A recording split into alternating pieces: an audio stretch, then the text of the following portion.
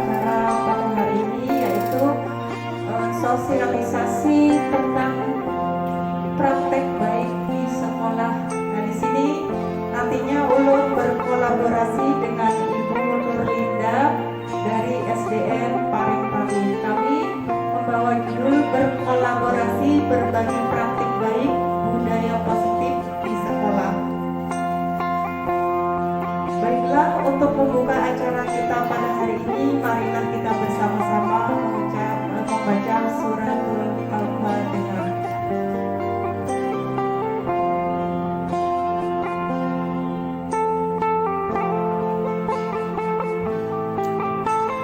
Terima kasih, semoga acara kita hari ini berlangsung lancar dan membawa berkah bagi kita semua.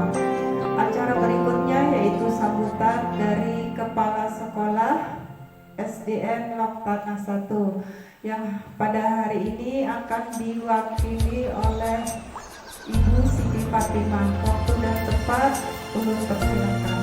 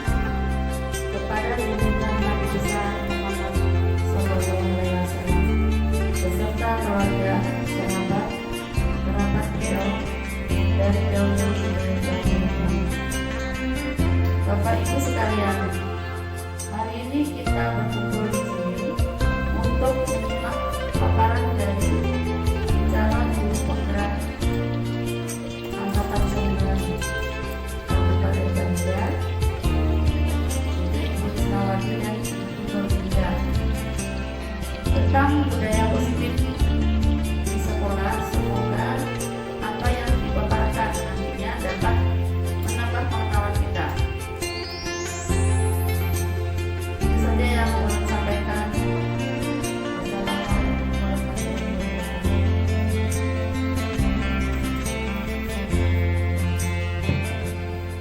Terima kasih kepada Ibu Siti Fatimah atas sambutannya dan dukungannya kepada kami.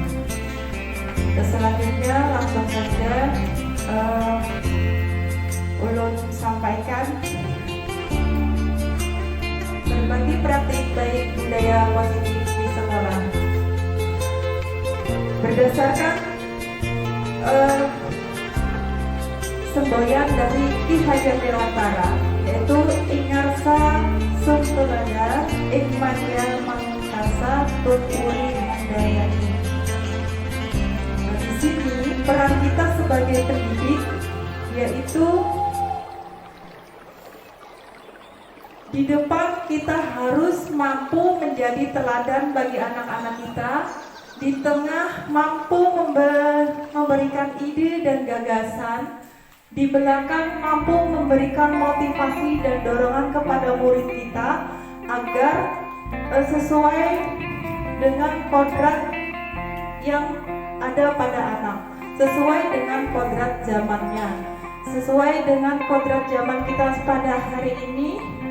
Pada zaman sekarang, bahwa tidak dapat dipungkiri bahwa perkembangan teknologi yang semakin pesat dan mempengaruhi karakter peserta didik. Untuk itu perlu ditumbuhkan budaya positif di sekolah yang dimulai dari diri guru itu sendiri. Berdasarkan pemahaman saya, nantinya saya ingin menjelaskan sedikit tentang budaya positif calon guru penggerak. Nantinya diharapkan mensosialisasikan. Nah, latar belakang kami mengadakan kolaborasi bersama Ibu Linda itu adalah karena kami juga mendapat tugas dari LMS, itu adalah harus mensosialisasikan budaya positif belajar di sekolah. Nah, tujuannya dengan berkolaborasi dengan CGP, kepala sekolah, rekan guru sejawat, diharapkan pemahaman tentang budaya positif di sekolah semakin baik dan dapat mengimplementasikannya di sekolah dengan konsisten serta dapat berbagi praktik baik budaya positif. CGP rekan guru memahami tentang disiplin positif,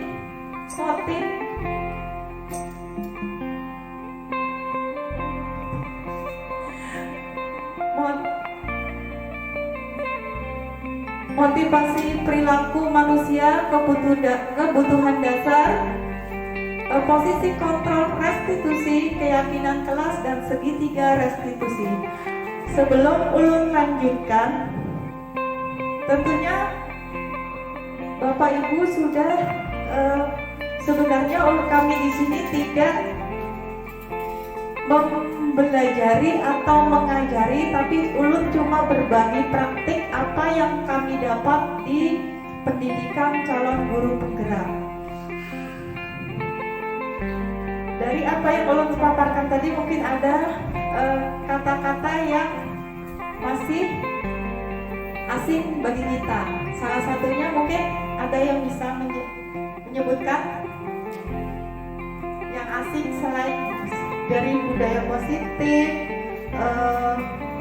perilaku manusia, kebutuhan dasar positif, kebutuhan dasar manusia, posisi kontrol restitusi, keyakinan kelas, segitiga restitusi. Rasanya semuanya asing ya bagi kita. Nah, itu kami juga tadinya merasa asing, apalagi itu yang ada posisi kontrol restitusi, keyakinan kelas, segitiga restitusi. Nah, itu apa? Nah, nanti akan dipaparkan oleh kami insya Allah bersama dengan Ibu Linda.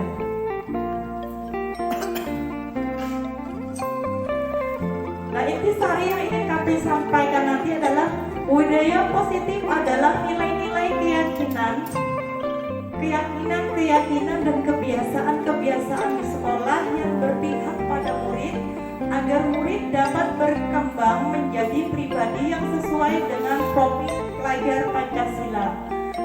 Di mana profil pelajar Pancasila itu adalah beriman dan bertakwa kepada Tuhan Yang Maha Esa, berakhlak mulia, berkebinekaan global, gotong royong, mandiri, kreatif, dan bernalar kritis. Untuk di SD itu rasanya bernalar kritis belum sampai ya. Berikutnya disiplin positif. Nah, disiplin positif merupakan suatu cara menerapkan disiplin tanpa kekerasan dan ancaman dalam prakteknya, melibatkan komunikasi tentang perilaku positif yang efektif antar murid dan guru. Di sini nanti juga kita akan belajar tentang keyakinan kelas, di mana keyakinan kelas adalah kesepakatan persetujuan yang dibuat bersama antara guru dan murid dan ditaati bersama. Nah, keyakinan kelas ini sebenarnya mirip dengan tata tertib atau tata tertib di kelas. Nah, nanti kita bahas sedikit kebutuhan manusia. Nah, manusia melakukan sesuatu itu karena dia ingin memenuhi kebutuhan hidupnya. Tidak hanya anak-anak kita yang di sekolah, dia melakukan hal-hal yang di luar budaya tindakan positif itu karena mereka ada kebutuhan yang ingin dia dapatkan di situ, ingin dipenuhinya di situ. Berikutnya nanti ada posisi kontrol, di mana hanya kita sendiri yang mau. Nah, budaya positif, kemajuan teknologi yang begitu pesat memberi dampak terhadap perkembangan karakter anak. Karena itu sebagai guru perlu menerapkan budaya positif pada murid di lingkungan sekolah sehingga murid mampu menyaring dampak negatif dari kemajuan teknologi tersebut. Budaya positif di sekolah merupakan nilai-nilai, keyakinan dan asumsi dasar yang tumbuh dan berkembang sesuai dengan nilai-nilai yang dianut dan diyakini di lingkungan sekolah. Budaya positif tersebut berisikan pembiasaan-pembiasaan yang sudah disepakati bersama dan dilaksanakan dalam jangka waktu yang lama dengan memperhatikan kodrat alam dan kodrat zaman serta keberpihakan kepada anak. Nah, setelah kita terapkan, kita mengerti budaya positif tadi, kita lanjutkan dengan disiplin positif. Disiplin positif merupakan suatu cara penerapan disiplin tanpa kekerasan dan ancaman, serta adanya rasa keterpaksaan yang dalam prakteknya melibatkan komunikasi tentang perilaku positif yang efektif antara murid dan guru. Melalui penerapan disiplin positif ini, murid juga diajarkan memahami konsekuensi yang dihasilkan dari perilaku mereka. Dalam disiplin positif ini mengajarkan murid mengenai rasa tanggung jawab serta rasa hormat, menghormati dalam bersosialisasi dan berinteraksi dengan lingkungannya. Jadi disiplin positif merupakan salah satu cara penerapan disiplin di lingkungan sekolah dan kelas untuk menumbuhkan kesadaran serta memberdayakan murid untuk melakukan sesuatu tanpa iming-iming imbalan, ancaman, hukuman maupun rasa keterpaksaan. Nah, disiplin positif ini kita akan kuliah berkebinekaan global, gotong royong, mandiri, bersama, kritis dan kreatif. Nah, berdasarkan tadi semboyan kemudian Dewantara tadi bahwa kita sebagai guru itu adalah menuntut apa yang menjadi kodrat anak. Nah, jadi kita memasukkan nilai-nilai Program Pancasila ini beriman dan bertakwa. Jadi kita dulu yang melaksanakan ini, baru kita nanti menyampaikan kepada anak agar mereka melihat apa yang kita lakukan sehingga nantinya mereka akan meniru. Karena salah satu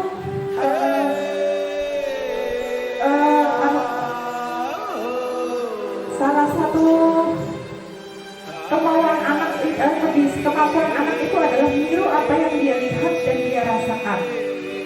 Nah, kalau kita bisa memberikan contoh tentang beriman kepada Tuhan itu seperti apa, berakhlak mulia itu seperti apa, berkebinekaan global itu seperti apa. Nah, berkebinekaan global ini bisa kita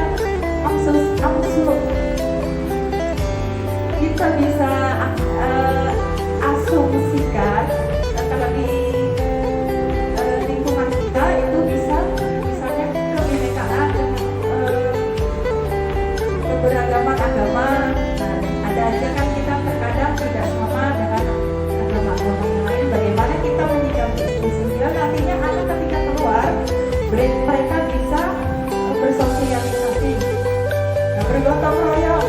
Nah, itu juga sudah kita juga sebagai guru memberikan contoh bagaimana bergotong royong kepada anak. Nah, salah satunya kita bisa buat peraturan atau yang nanti sekolah itu nantinya tentang kebersihan. Nah, kita bisa sama-sama membersihkan halaman misalnya. Nah, itu bisa kita laksanakan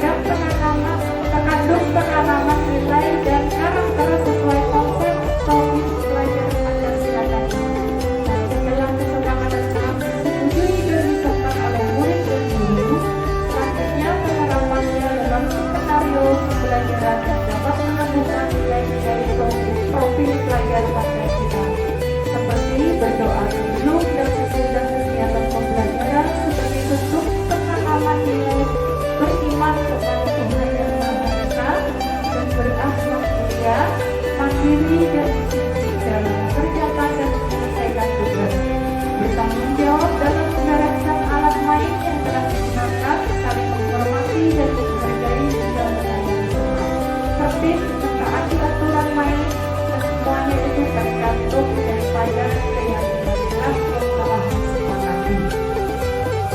Nah, dari apa yang ulun sampaikan tadi,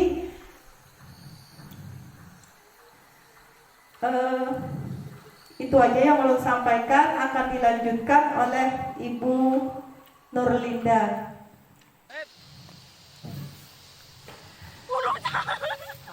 Karena tidak pakai musik, kita pakai suara. Nah, nanti Bumbu Adrian ungkat dulu. Ulun bawakan dulu.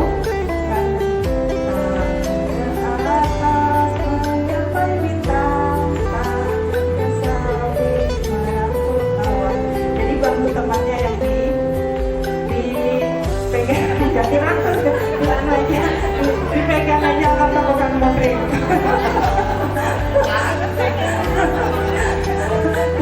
ditempel aja.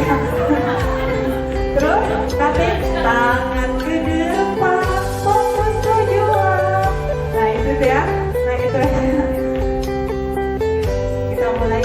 Tangan ke atas menggapai bintang, tangan ke samping merangkul kawan, tangan ke depan fokus tujuan, mari belajar bersama-sama. Lagi sekali lagi, tangan ke atas menggapai bintang, tangan ke samping merangkul kawan, tangan ke depan fokus tujuan, mari belajar bersama-sama. Itu aja. Sekali lagi, saling berhadapan. Nah, saling berhadapan. Dua-dua. Satu orang nanti bergantian, satu menggenggam tangannya, satu membuka tangan teman yang bergenggam.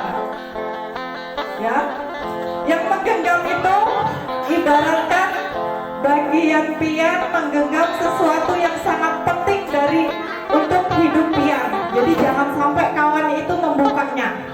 Nah, sedangkan yang membuka itu sekuat tenaga membuka.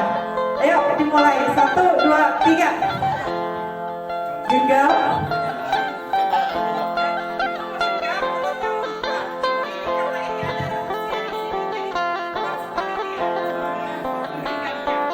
Bayangkan Bapak Ibu ya, bahwa di tangan kita ini ada sesuatu yang sangat berharga yang tidak boleh dilepas gitu. Jadi satu teman lagi berusaha dengan cara apapun, mau membujuk, mau ngasih duit, misalkan boleh, mau menyakiti, mencubit, suruh buka, pokoknya suruh buka gitu. Bisa tidak dibuka? Ya itu saja sih. Coba, silakan dicoba. Benar. Pasangan. Ayo.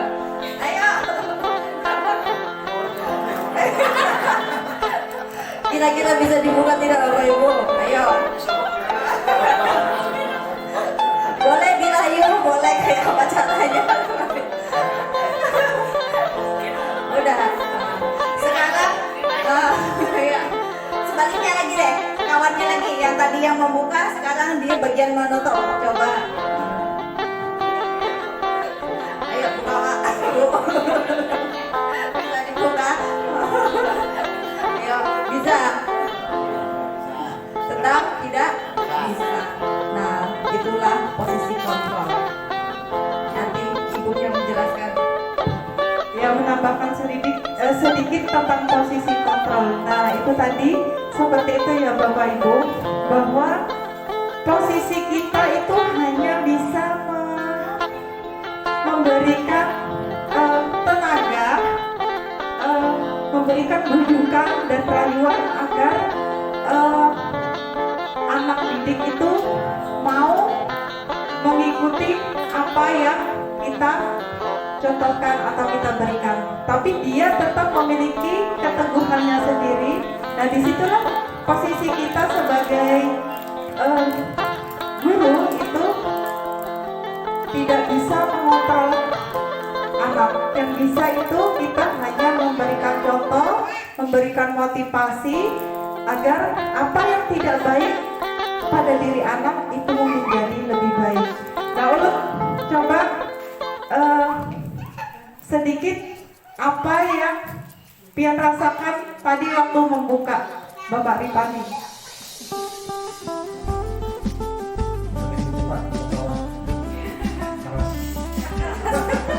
Sama mengaras itu ya. Kurang lebih ya sama aja. Nah, seandainya Ulun tadi waktu dibuka itu Ibu Siti bisa merayu Ulun supaya Ulun membuka, maka apa yang diinginkan Ibu Siti itu baru bisa Ulun terima. Nah, seperti itu juga gambaran kepada anak. Kalau kita bisa merayu, bisa mengambil hati anak, nah baru kita bisa memasukkan apa yang menjadi tujuan kita untuk memberikan budaya-budaya positif tadi kepada anak. Itu saja.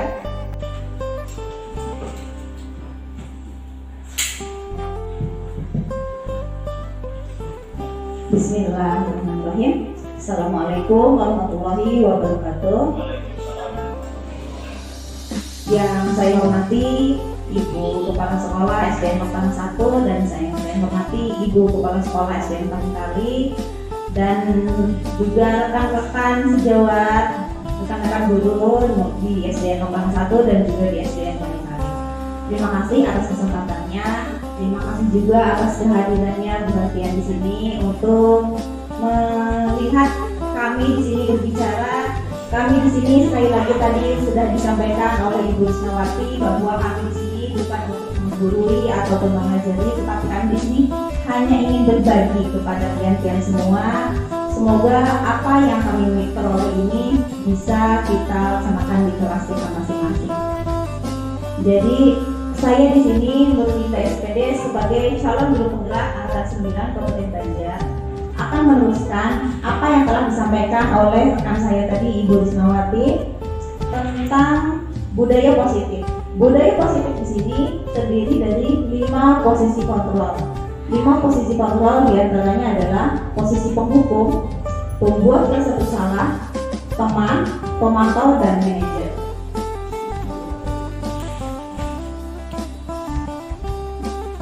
Nah, dari 5 posisi kontrol ini di situ ada terlihat bahwa ada posisi menghukum.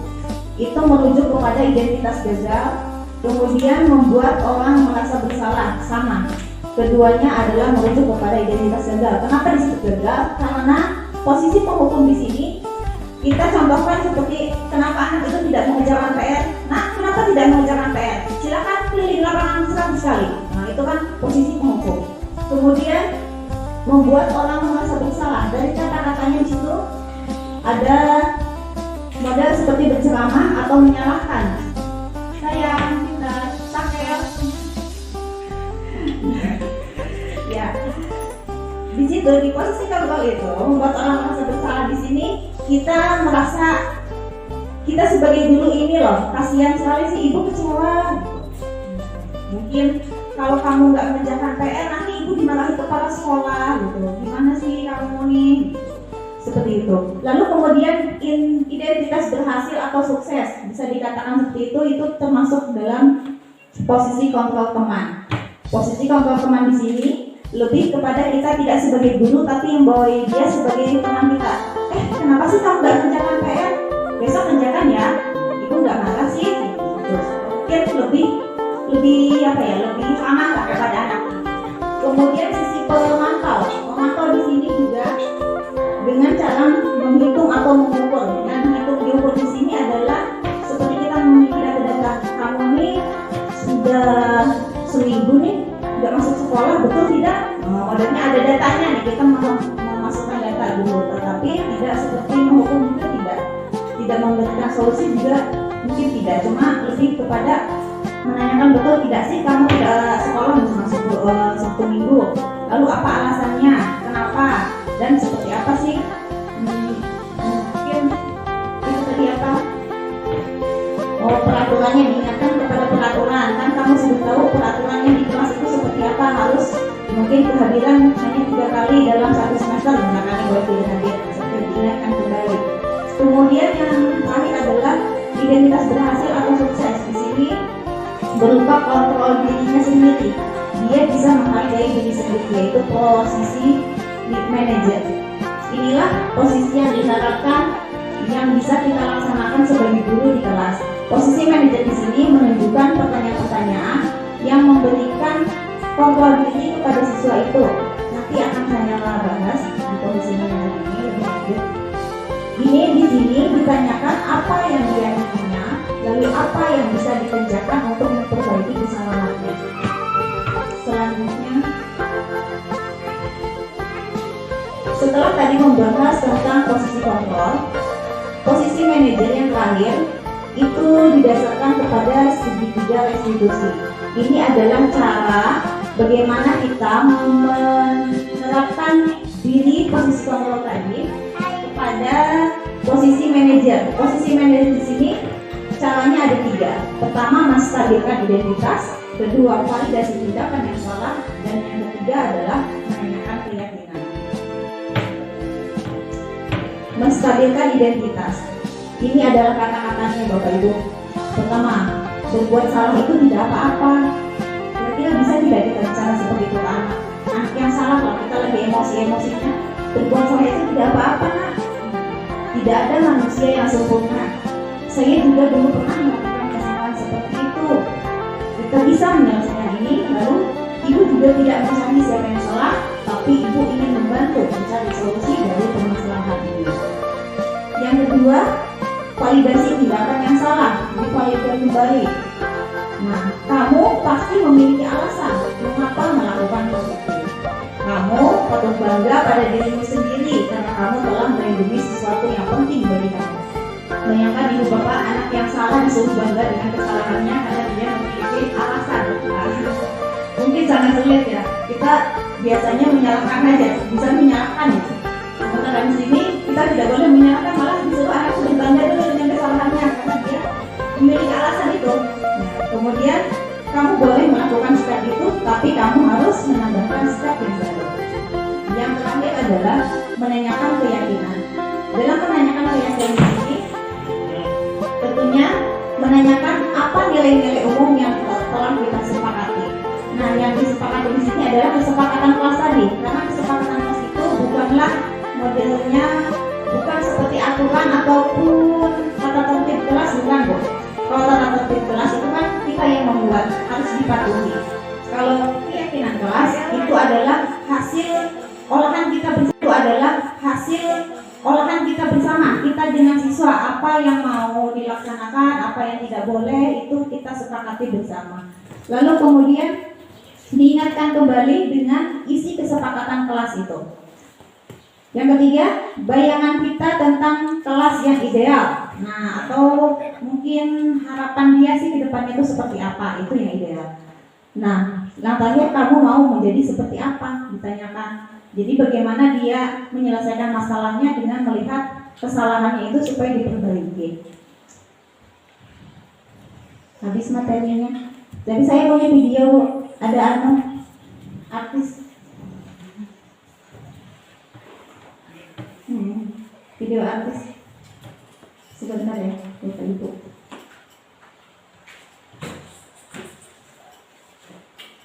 Bicarakan dulu.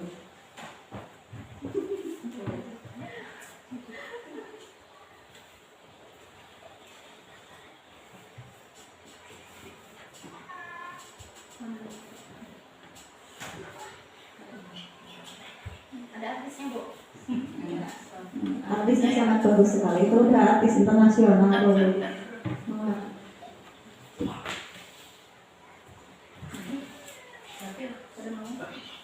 Bentar ya, suaranya masih. Sini saja. Hah? Itu sampai tak? Sampai tak?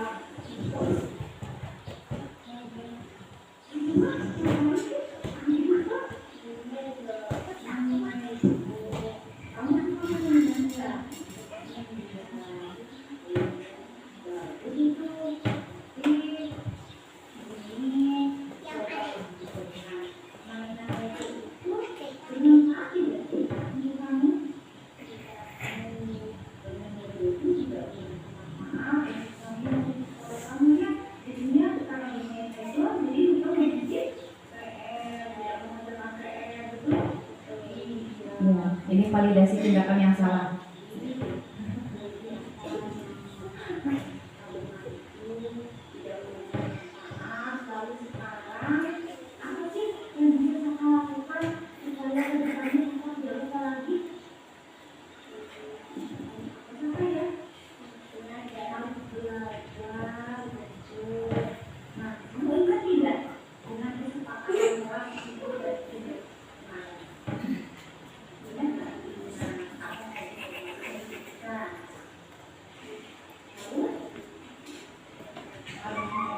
Memasuki bagian terakhir, menanyakan kepada keyakinan kelas. Terima kasih.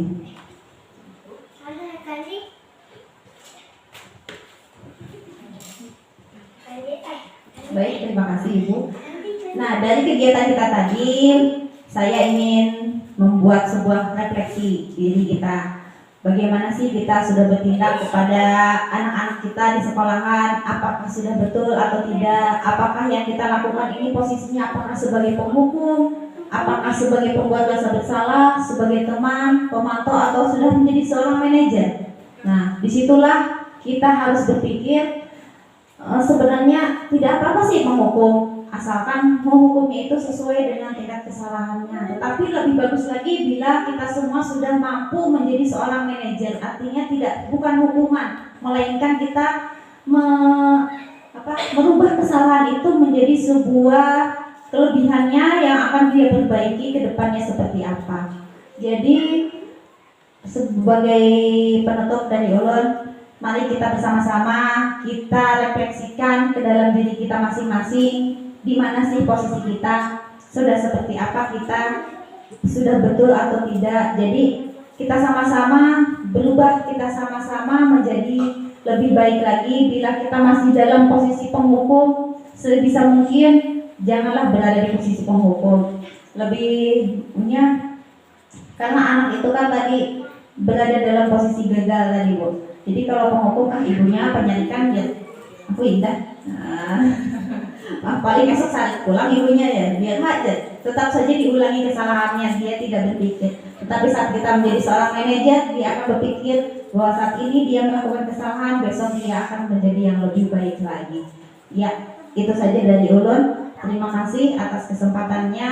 Ulun ucapkan kepada sekolahan SD Lokang 1 yang telah memberikan waktu dan tempatnya untuk SD kami, SDN Parintali. Kami sebenarnya kesini karena sekolahan kami dulunya sangat sedikit, jadi supaya ramai lah kita berkawan, kita berkolaborasi di sini.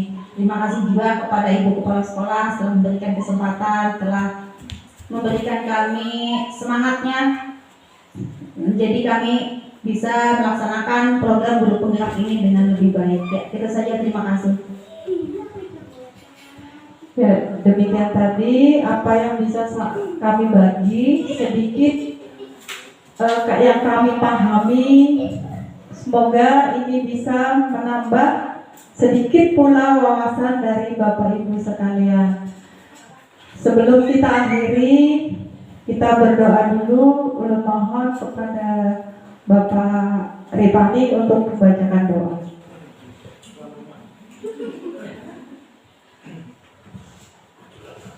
Amin. Bismillahirrahmanirrahim. Alhamdulillahirabbil alamin. Allahumma shalli ala Muhammadin wa ala alihi washabihi ajma'in. Allahumma nas'aluka salamatan fid din wa afiyatan fil jasad wa ziyadatan fil ilmi wa barakatan fil rizqi wa taqatan qabla wa syahadatan 'inda al-maut wa maghfiratan ba'da al-maut. Allahumma yassir lana umurana wa qina wa qina fid din wa dunya wal akhirah. Rabbana atina fid dunya hasanah wa fil akhirati hasanah wa qina adzabannar. Wa sallallahu ala sayyidina Muhammadin wa alhamdulillahi rabbil alamin.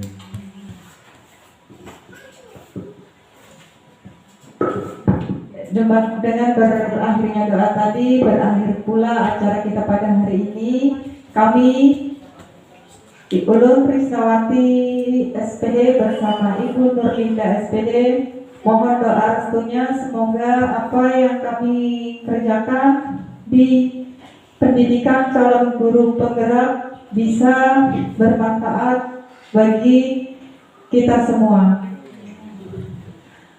dan kami nantinya bisa menerapkan, mengimplementasikan ilmu yang kami dapat di sekolah. Terima kasih. Ulun akhiri. Assalamualaikum warahmatullahi wabarakatuh.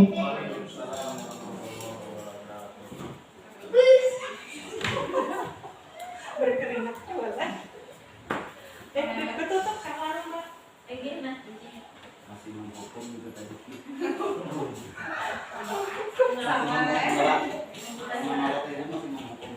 Kita lihat ya, masih menghukum dalam vonis.